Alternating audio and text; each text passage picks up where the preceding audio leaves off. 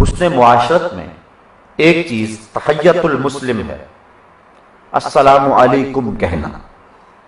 اور السلام علیکم کہنا سنت ہے اور اس کا جواب دینا واجب ہے۔ السلام علیکم جو کہتا ہے اس کو ثواب زیادہ ملتا ہے وعلیکم السلام کہنے والے سے،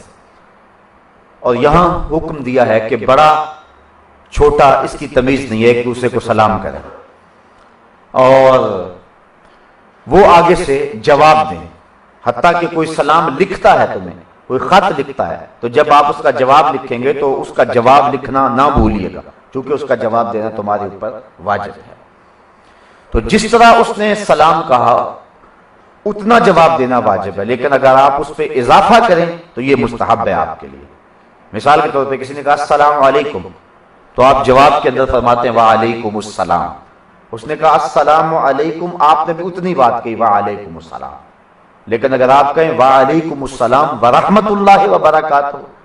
تو پھر یہ زیادہ خوبصورت ہے کہ آپ اس کے سلام پر اضافہ کریں، نیوندرا ڈالیں اس کو۔ وہ کہے کہ تیرے اوپر سلامتیاں ہو تو آپ جواب کے کہیں کہ تیرے اوپر سلامتیاں بھی ہوں، اللہ کی رحمتیں بھی ہوں اور برکتیں بھی ہوں۔ تو اس طرح یہ آداب ہیں سلام کے، اور جو کھڑا ہے وہ بیٹھے ہوئے کو سلام کرے، جو چل رہا ہے وہ کھڑے ہوئے کو سلام کرے، اور جو سواری پر ہے وہ پیدل کو سلام کرے، اور اس طرح جو بہتر سواری پر ہے وہ اپنے سے کم تر سواری پر بیٹھے ہوئے شخص کو سلام کرے تاکہ اسے تکبر ٹوٹے۔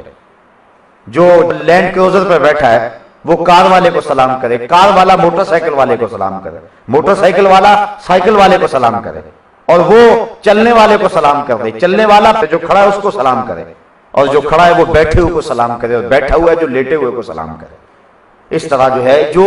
اعلیٰ درجے پر ہو وہ سلام کا آغاز کرے اور پھر وہ اس کا جواب دے، اور اس کے ساتھ اگر مصافحہ کر لے تو وہ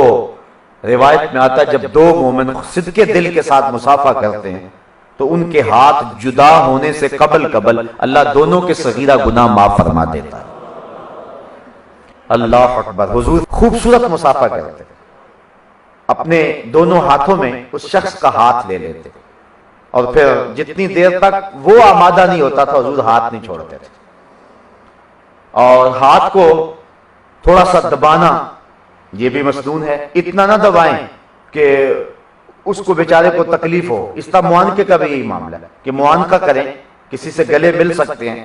اگر وہ شخص جس سے آپ معانقہ کر رہے ہیں وہ محل شہوت نہ ہو اور فتنے کا اندیشہ نہ ہو تو معانقہ کریں، اگر ایسا کوئی اندیشہ موجود ہے تو پھر معانقے سے گریز کریں۔ تو اس کو آپ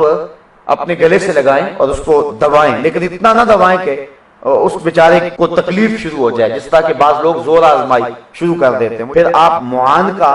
یا مصافحہ کرتے ہیں تو اس میں دیکھیں کہ میرا معانقہ اور میرا مصافحہ کیا اس کے لیے باعث راحت ہوگا۔ بعض کا ایسا ہوتا ہے کہ گرمی کی شدت ہوتی ہے اور دونوں لوگ پسینے میں شرابور ہوتے ہیں، تو اس وقت بہتر یہ ہے کہ سلام ہی کر لیا جائے یا کم از کم مصافحہ کر لیا جائے۔ کچھ لوگ اس وقت بھی مصر ہوتے ہیں کہ معانقہ کیا جائے، تو اس وقت معانقہ جو ہے وہ دونوں کے لیے جو ہے وہ تکلیف کا باعث بنے گا۔ اس لیے جب کسی دوسرے مومن کو تکلیف کے امکان